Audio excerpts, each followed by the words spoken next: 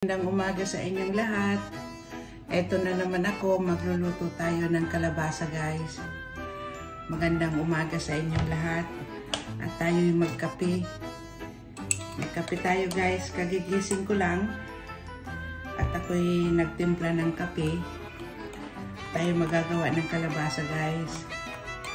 Magluluto tayong ginataang kalabasa. Kape tayo guys.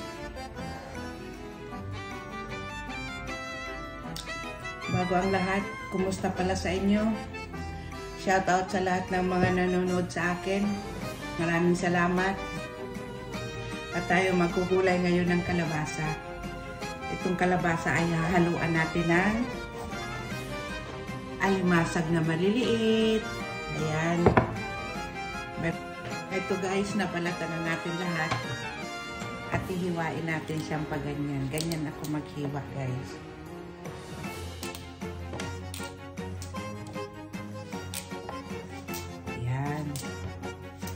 Tama lang to sa atin. Buyas natin. Ito yung ating basurahan.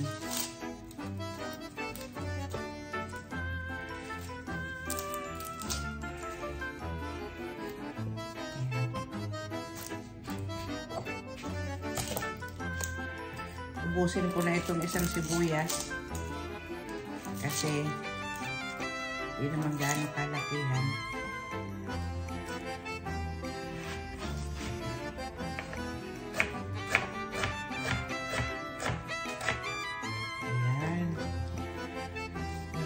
Sibuyas.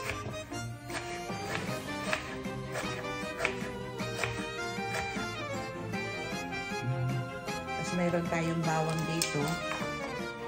Ayan.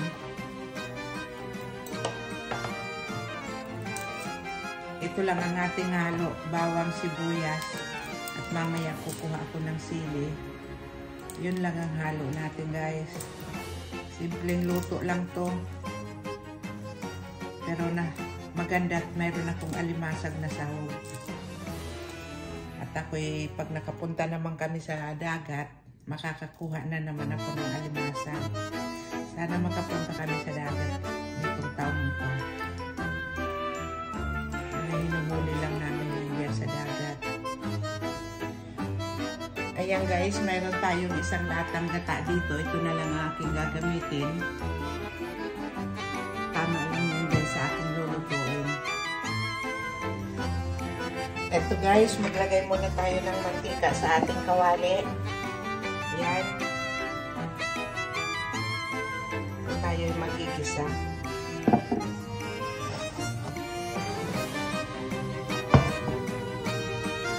Magkape tayo guys. Hindi pa tapos ang kape ko.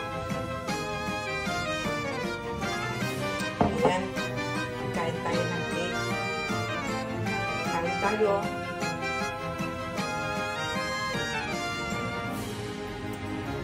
Ngayon, lagay na natin yung ating bawang. Ayan.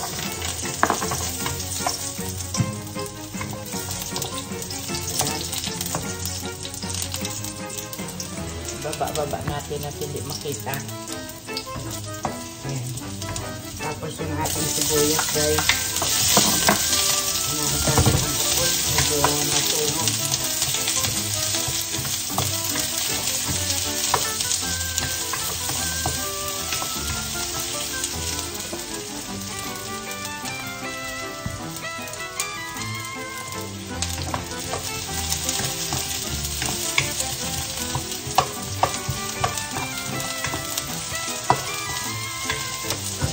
Saka natin ilagay yung ating sibuyas guys. Sibuyas. Kalabasa. Ayan.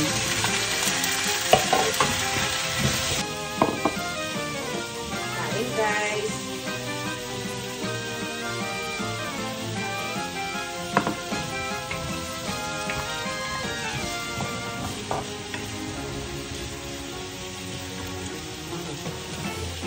Lulutuin ko lang sa dyan. Ayan guys. Ilagay na natin yung ating gata. Itong gata ay masyadong malapot. Ayan. Kaya dahil sa malapot siya, nilalagyan ko pa siya ng tubig guys. Ayan. Kasi kung hindi mo lalagyan ng tubig, mauubos na yung gata, hindi pa maluluto yung gulay. Masyadong malapot yung gulay ay gata natin. Guys, lagyan natin ng isang cube na bouillon. Ayan. Lagay natin yan. At saka lagyan natin ng paminta.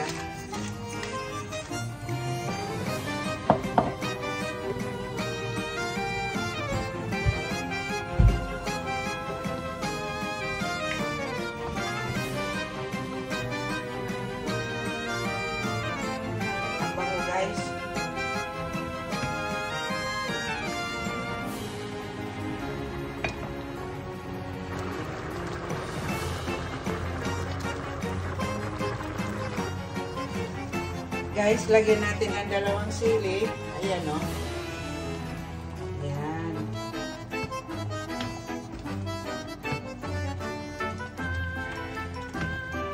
Saka natin ilalagay yung ating alimasag.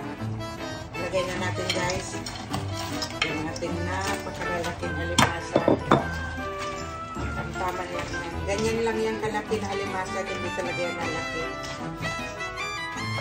Ayan, ito yung alimasag dito sa amin.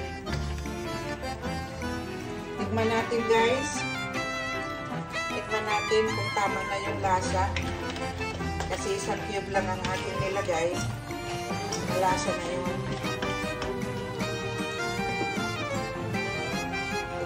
Guys,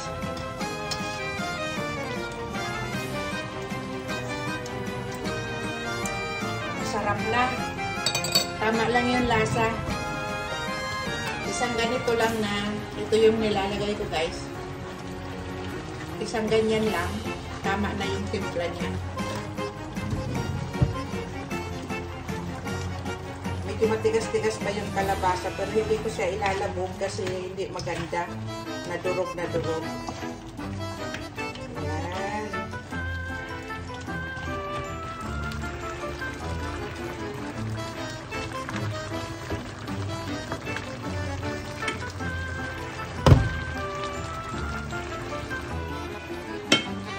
Ayan, malapit na guys. Malapit nang matapos itong ating niluluto. Ayan o. Ito lang ang kakainin ko. At saka isang saging. Kagabi yun lang ang kinain ko guys. Saging lang at saka bagoong.